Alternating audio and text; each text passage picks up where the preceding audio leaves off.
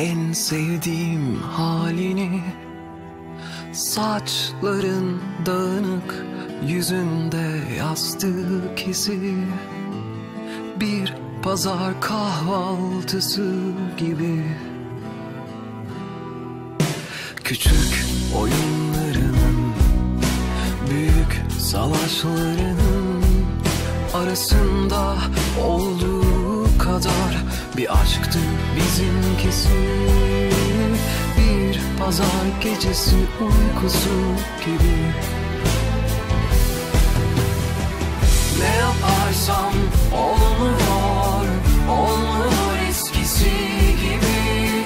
Güldürmüyor, ağlatmıyor kimse senin gibi. Ne yaparsam olmuyor, olmuyor eskisi gibi.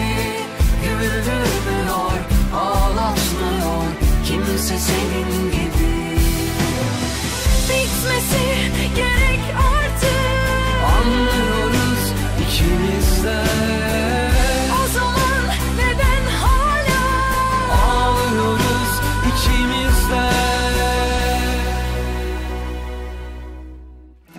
Ne yaparsan olmuyor, olmuyor eskisi gibi.